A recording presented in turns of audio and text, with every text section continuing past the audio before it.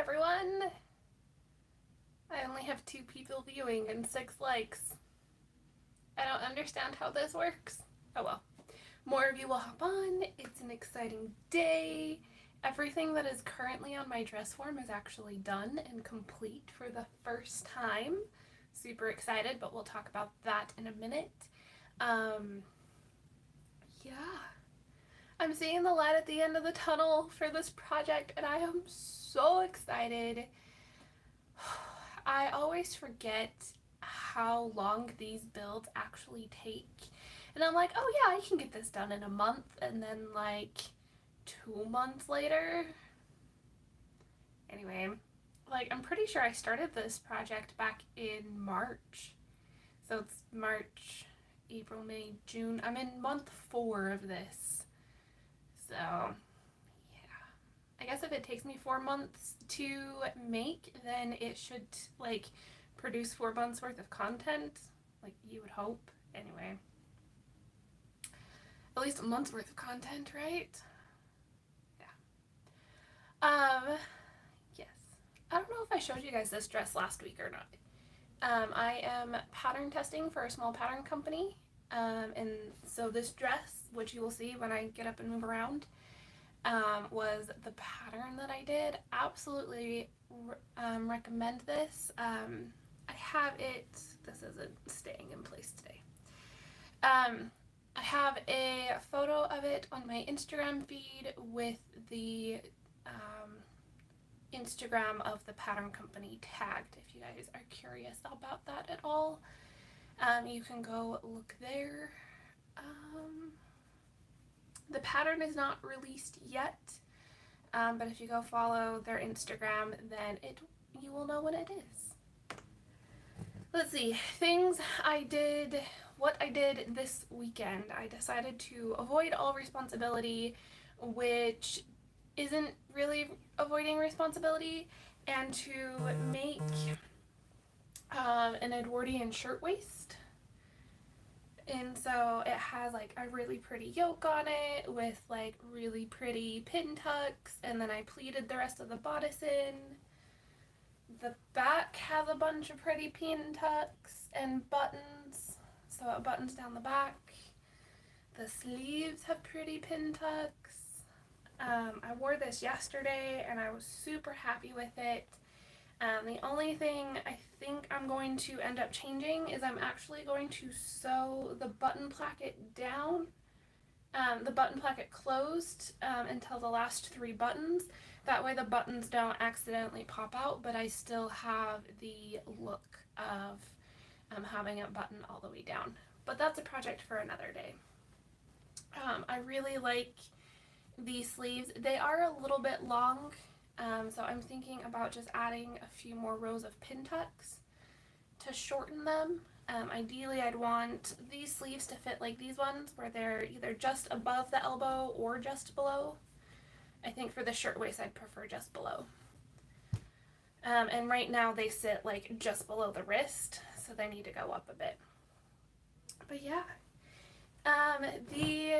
if you have been following, well, I guess not everyone is like really posting stuff yet, but there are a couple other costumers who are getting together to do a collab in mid-August, I think is our due date, where we are doing Frozen costumes done in the 1890s style. So if this 1890s ball gown that I've been referring to is actually a historical version of Elsa's coronation dress, which I am super excited about. I got the notification today that the accent fabric that I've been waiting on for 2 months has shipped, so it should be here next week, which is great because I should finish this completely next week and then I can jump right into the Elsa project. But part of me making things is I feel like I need a practical place to wear things, or else like it doesn't really seem worth it to make things for me. So I thought about not only doing like the ball gown. Wow, finally it's crunch time. Yes! Oh my gosh, I was just about ready to go to my local fabric store and get the accent fabric and then like throw the others in my stash. I am so over waiting. Anyway, it's giving me time to focus on this dress. It's not a bad thing. What was I saying? Oh yes, so I didn't want to just do the ball gown because I don't have a practical place to wear the ball gown. I might eventually, but not right now. But I thought, hey, let's do a transition look too. So I have the ball gown for like a nighttime look, and then I have like a walking suit essentially for the daytime look. And I'll use the same skirt and the same color scheme, and I'll make a big hat for the daytime look. Anyway, I'm so excited about it. So that's what I think I will be using this shirtwaist for, is for the daytime look. It will go great with the outfit, I think. So I am super excited about that. I do need to do a photo shoot with this still. I think once I do the few minor alterations that I talked about, I will. Yeah. I've also decided that if I'm going to get any use out of the batch of walking skirts that I made earlier this year, then I need to shorten them so they are more like mid-calf tee length. I've already done it to one of my skirts and I absolutely love it, so I need to do it to my other two walking skirts. I'm not going to do it to the ball gown skirt because ball gown look needs a floor length skirt. But I am excited. So the next couple of weeks is literally going to be pattern testing for the jacket and what's it called? Applique. There's going to be so much applique on this Elsa dress. I'm not really excited about it, but I kind of am. Anyway, that's what it is. I just talked really, really fast because I was really, really excited about everything I needed to tell you guys. Oh, okay, we'll slow down now. Let's drink some water. Take care of yourself, guys. Drink some water. Okay. Excited for the end result. I am too. Oh my gosh, I'm so excited for the end result. Like, almost ridiculously excited. The only thing I am questioning is, do I make a vest for the transition outfit or do I not? And right now I'm leaning towards no, because I don't need an extra piece in this whole mess. But we'll see what comes out of things. Yes. But I have actually gotten things done. So let's go to my whiteboard. Need to unplug you guys because I'm trying to charge my phone while talking to you, so yeah. Off we go to the whiteboard. See if I can put you guys on my table here. Turn you, reorient you. Ooh, this might be the best angle of my whiteboard yet. Cool. You can't read what's written, but I can, and that's what matters, right? Okay. We're going to start with the Spanish gown because that's what we've been talking about for so long. I've decided not to make a new bum roll for this project. I am going to need a new one eventually, but it's not necessary for this project. So I've decided no to that. The skirt is finished, the guards are on, the bodice is finished. So all I have left on the Spanish gown is the overdress and the sleeves. Do you know how exciting this is? As I like kick the overdress out of the way. This is so exciting. Okay, switching to this one because I've actually done that. So I did order a whole bunch of insertion lacy things that I was hoping would get here in time to be incorporated into the Elsa project. I am quickly losing hope that that is a thing. It's what happens when you buy cheap things off of eBay. They just show up when they show up. Anyway, so instead of doing the insertion lace blouse, which is what I wanted for this project, I did the pin tuck blouse because it just turned out so pretty. Anyway, so we're going to cross this off, which makes me feel good that I've actually done progress on this project.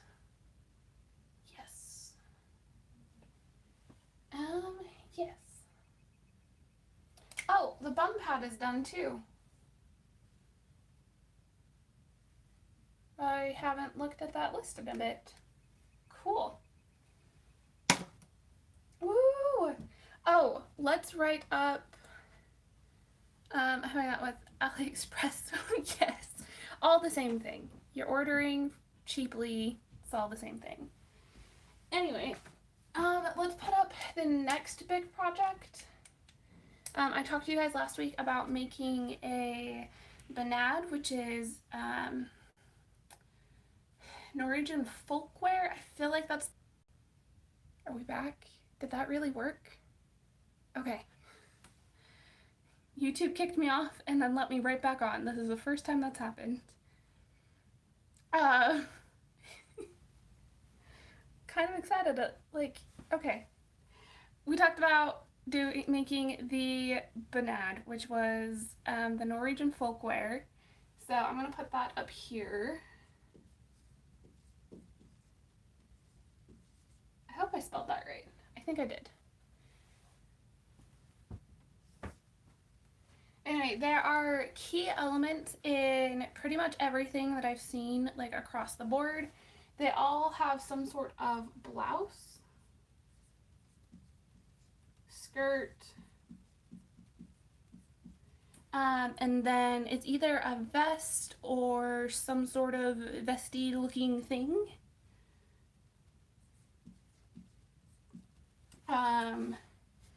And then, like, different regions have different styles for belts. Some are more like sashes, and others are more like coin belts. I feel that's a terrible way to explain it, but they're like metal belts. So I need to figure out what region I'm doing before I decide on what I'm doing for the belt. But the other things they have are aprons, and I definitely want an apron with mine. So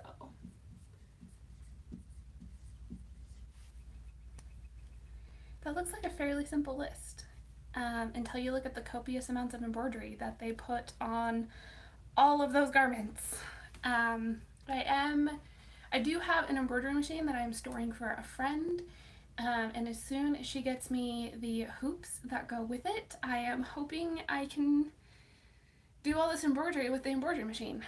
So that will be a thing. My first adventures with an embroidery machine, well, I should say my first adventures with a home embroidery machine will be coming soon.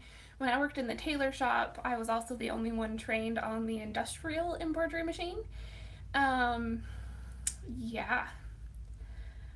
I got pretty good at that one, so I'm pretty confident I can figure out the home machine. But that was a thing. Oh, I'm so excited! There's more crossed off! Okay. Let's talk about the Spanish gown and why, and like actual, what's it called? Construction things. That'll save time. Yes, because then I can like run things in the embroidery machine and be doing other things. It'll be like multitasking to the extreme, which I'm so hoping for. Anyway. Okay, so with this Spanish gown, there is, in both the extant garments, which is the Eleanor to Toledo burial gown and the Crimson Pizza gown, there are evidence of it having a tuck at the hem. And in this recreation, I have learned a lot about the purpose of said tuck, as well as the purpose of said multiple layers of fabric on the back, which I want to explain to you guys because it's really kind of cool.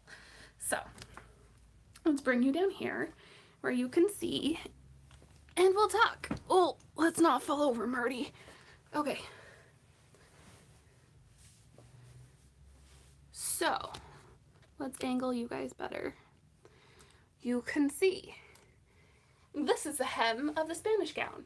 So the tuck is usually about 2 inches, if I'm remembering my facts correctly. This one is about 2.5 inches because that is what I needed per how long I left the hem.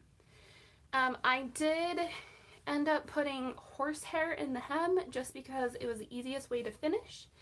But you can see that it's really wrinkled over here because it's not supported all the way to the top. So if I would have put like a felt, not a felt, what's it called? Like a velvet back that was behind the guard to support it, then that crinkling for the most part would go away. Yes, it could also be the way that I just stitched it on, and we're never going to get all of the wrinkles and crinkles and creases out of this fabric perfectly, but it would add more support to the hem. So in places where, let's see if I can bring more fabric to the front. In places on the sides and things where it folds over like that, it would be more willing to stay open. Just because it's thicker. I mean, the horsehair already kind of does that to an extent, but the bulkier that is, the better it would be. Anyway, it's kind of cool. The tuck also adds a lot of structure because you're doubling the thickness right there. So why is that suddenly? Huh. It's so interesting to me to do experimental archaeology like this and to be like, okay, I understand the concept, let's put it into practice, and then to see like how it actually turns out and how it behaves. So like if you're like me, you don't have a lot of access to like original garments, but I do have a lot of access to the internet, and I can like research things. And part of my research process and understanding historical clothing is to actually make the thing. So yeah, you always pick lovely color schemes. I can't say I picked this one on purpose. I bought this green silk the same time I bought the fabric for the overdress, which you can see in the corner back there. And I kind of was looking at them when I got them, because I got them out of someone's de-stash. So I was looking at them and I went, you know what, those kind of match. And then someone was selling like 2 yards of this brown taffeta, and I was like, oh yeah, I'll probably like use that as a lining or something, right? And then I was just like organizing my stash one day, and all 3 of those fabrics came together, and I went, I need a dress out of this. So a lot of the times my color schemes and things are not intentional. The color scheme for my Ravenclaw dress, which I call my Ravenclaw dress, actually was not intentional either. I was about halfway through making it, and I kind of like looked at the fur-lined coat and looked at my silver dress, and I went, this looks Ravenclaw-y-ish. So now I call it my Ravenclaw dress. But yeah, I feel like you guys are at a weird angle. Let's go back to my desk. Ugh. Cannot get off the floor without making noises. Am I an old lady? Okay. And we're back at my desk. See, that's a better angle, and you can still see the pretty stuff. I do have boning channels on the inside behind the guards on the front of the bodice. And that is mostly because when I had my fitting with my friend, anything that was below the waistline of the under bodice flipped up. So to prevent that from happening, I put 3 bones in, which is great. So a question that I had for all of you about this project is, I've had to do a lot of alterations post-fitting, and I was wondering if you guys wanted those, like that content in its own separate video, or to include that in the like making of the individual pieces.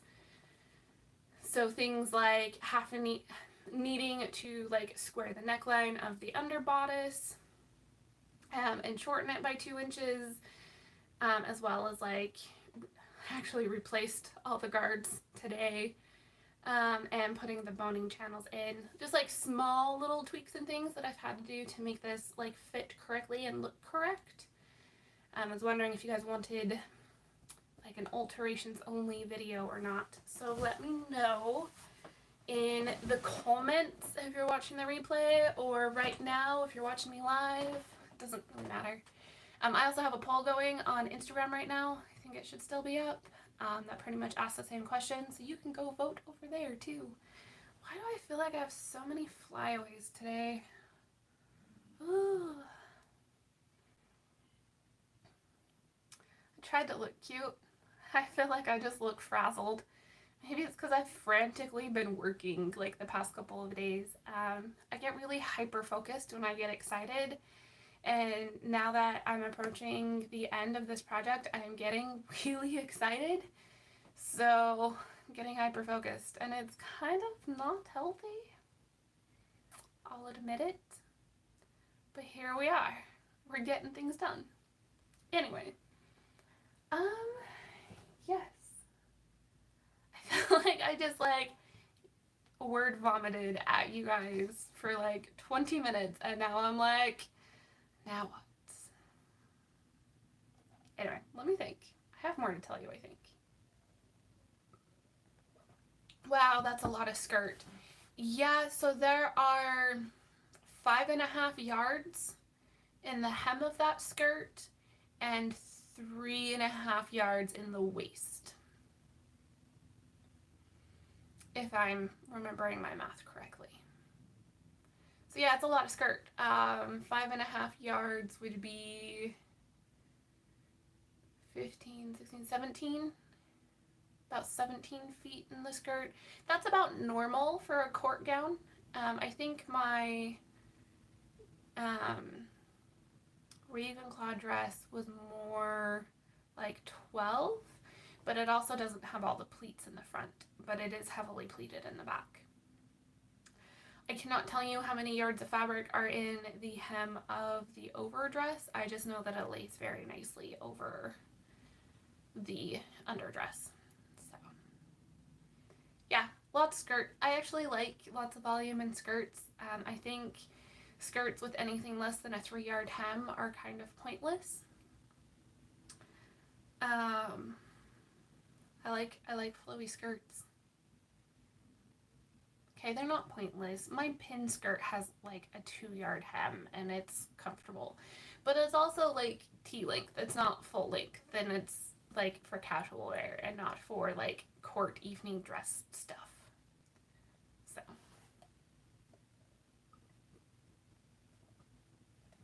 I need to introduce you guys to Harold. Okay, so Joe hates me. Well, Joe doesn't hate me. Joe's probably just confused. But I decided that Joe needed a cuddle buddy. So for my birthday, my friend got me a knitting book that has a lot of pretty much like woodland animals in it, which I'm really excited to like knit other things. But I thought I would like warm up the palette and get used to the patterns by knitting a mouse. And when I realized that the mouse was going to be the same size as Joe, I decided that I would not completely finish the mouse because he needs like wire hands and bead eyes. Anyway, I decided I would not completely finish him, and I would make him Joe's cuddle buddy. So now we have Harold, the knitted mouse. And for reference, if Joe will let me, he was... Yeah, are you grumpy? Or did I just scare you? Did I take away your cuddle buddy and now you're mad? Have you bonded with Harold? Come on. Come on. I know, you don't like me right now. I'm not a very nice mom. I wake you up in the middle of your REM sleep and everything to show you off to my subscribers. Anyway, this is Joe, and this is Harold. They are literally the same size, which I think is so adorable.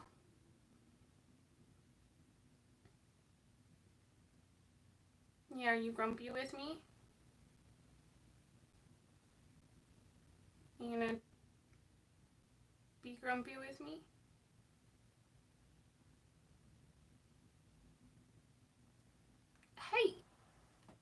fight me in displeasure. Well, he's gone now. He's not going to cuddle with Harold anymore because Harold can't climb inside my shirt with him. Anyway. Yeah. So now we have Harold, which I don't know why I was so excited to tell you guys about Harold. But I was. The other thought with Harold was sugar gliders are really kind of territorial, and they will like stink up their space so that way it smells like them. And so you have to be really careful when you like clean their cage and wash their toys. You always have to like leave something in there that smells like them, or they will stink up the thing so bad that you might as well have not washed it in the first place. So the other thought with Harold was Harold can be the thing that I never wash, which never washing a tiny stuffy is so much easier than never washing his toys.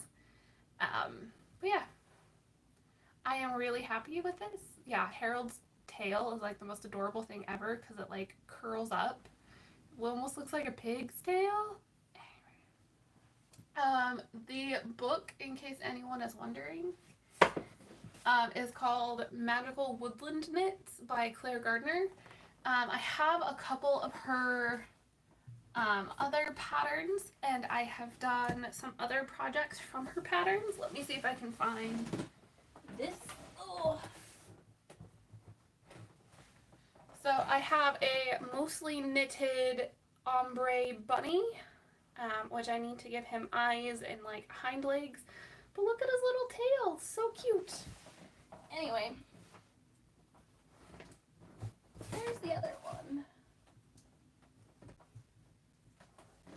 I have another one. Is it over here? Ah, yes. And then I have this rabbit, which is finished. This pattern is in the book, but I got this pattern before I got the book. Anyway, super cute patterns, super cute animals, kind of in love. And I am like stitching a bunch of these and just like saving them for like one when I like get around to actually decorating my studio, or to like give away when my friends have children. Because wouldn't that be like, you give them a bunny and a blanket, and then what more does a child need? Anyway, I think it's adorable. Oh, excuse me. Oh, I also have a, I can't find the right yarn for the tail, but I have a mostly made squirrel.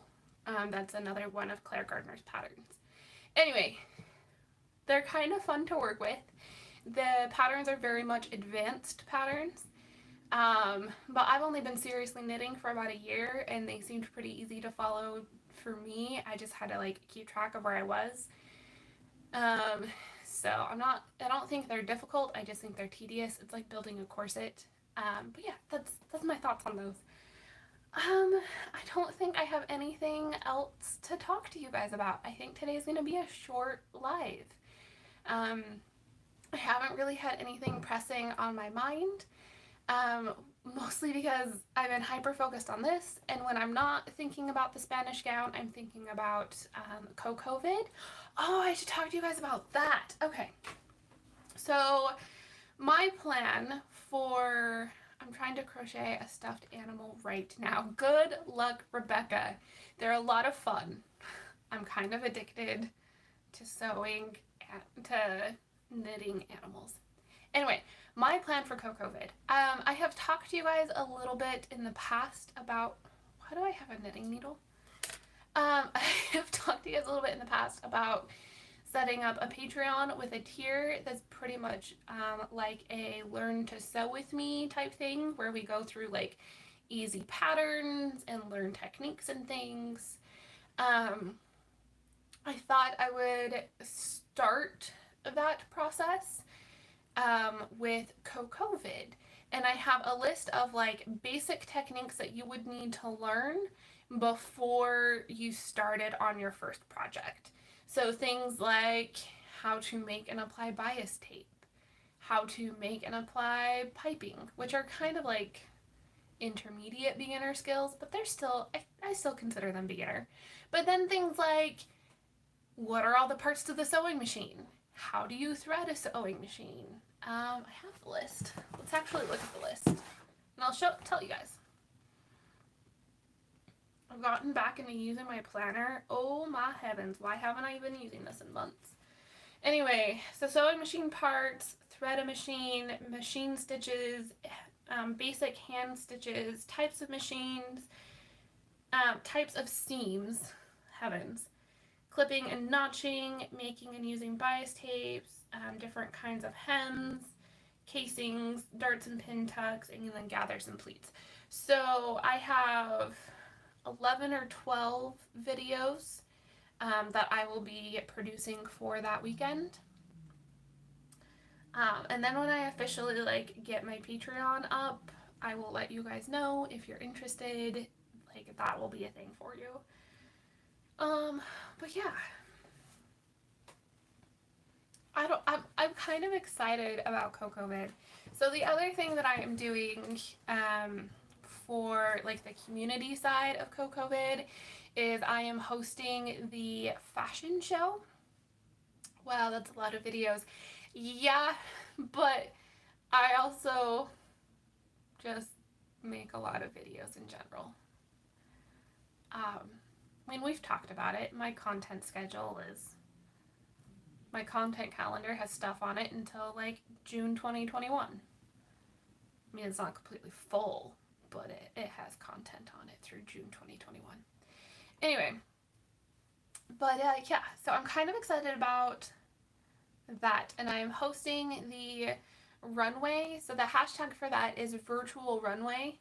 And so anything you want to post, it can be an old costume, it can be a new costume, it can be what you were planning on wearing at the red carpet at CocoVyd. I mean, it could be what you were planning on wearing at the red carpet at Coco.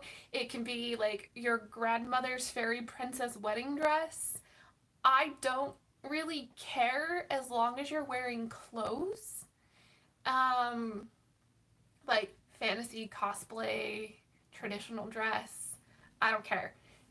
Use the tag virtual runway on Instagram on August 1st, and I will repost it to my stories on Instagram, so that way if you want to just have a visual tap through runway, that'll be a thing. Anyway, I'm kind of excited about it. And yeah, I'm hoping CocoVyd will be a big fun weekend. That's what I said. Hashtag virtual red carpet. Did I say that wrong? Anyway, the hashtag is virtual red carpet. Yeah. I'm sorry if I misspoke that earlier. But yeah, there's so much fun being planned. I think the last count was that there were 40 videos in the list. Virtual runway. Oh, sorry, it's virtual red carpet. Okay. Last time I saw the count, it was 40 videos. I haven't added my 11 videos yet, and I'm not going to until after I film them, just to make sure that I can actually get them up.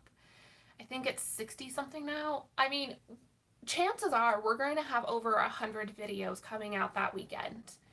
I'm just throwing that out there. So if you're not following the costume guide on Instagram right now, you'll want to follow them. They will post the schedule and things.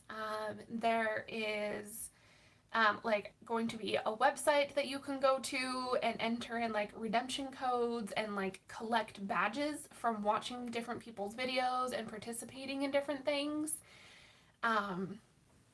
I'm going to have a glider club badge. Oh, it's going to be so cute. And then I'm also going to make sure that there's going to be a badge for the virtual red carpet.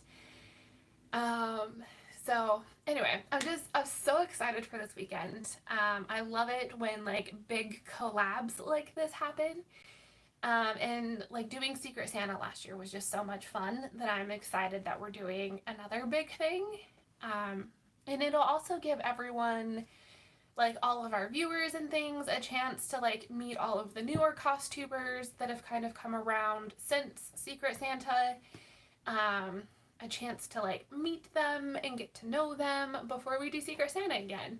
That way it won't be like, oh, who is this random person that so-and-so got? I mean, I'm sure there'll still be some of that because watching over 100 videos in a single weekend is kind of ridiculous. I don't think I have the mental capacity for that, but I'm going to try. Anyway, but yeah, it'll just kind of be like a precursor to everyone interacting with Secret Santa, and I'm kind of excited about that. Anyway, yeah, so we're gonna do CocoVyd, and then we're having the Frozen party, which is going to be everyone in their historical Frozen, and then Secret Santa's gonna start. Yeah. Oh, I'm so excited for that. We're having big things this year, and I'm sure we're gonna have big things next year too. But yeah, after I am done with the Spanish gown and my Elsa project, I'll probably start working on smaller projects again. I obviously want to get the banana done in time for Christmas, but it's gonna be July probably when I start the banana, so I'll have 6 months to get that done, and I'm really not gonna push myself. So it's just getting better and better. Yes, like, so this community has like grown exponentially, and I think we're still in an exponential growth phase.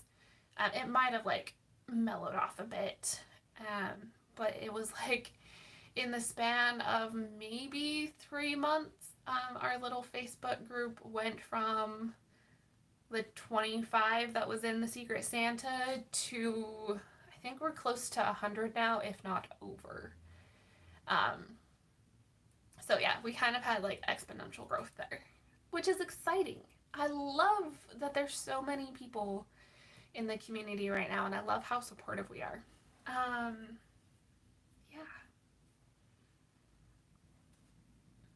Okay. I'm running out of things to geek with you guys about. But apparently it's nap time too. Okay. Well, Joe found a comfortable place. He's my little tumor. Can you guys see him? Okay. Let's see. We talked about the Spanish gown, we talked about Elsa, we talked about CocoVyd, talked about my next big project. Yeah, I think that's all I've got for you guys. My friend Casey, which you guys have heard me talk about. Why is that not? I'm used to these sitting like right here. What did I do differently today? I don't know. Anyway, my friend Casey and I will probably go live together in the next couple of weeks. She's wanting to start going live regularly on her channel, so I offered her to come hang out with me and you guys on a live, so that way she can kind of get the feel for it. So that will be coming up soon. Yeah, I think that's all I have to tell you.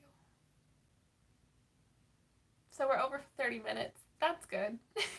All right. I will see all of you next week, and then I'll have a new video out for you on Monday. Bye, guys.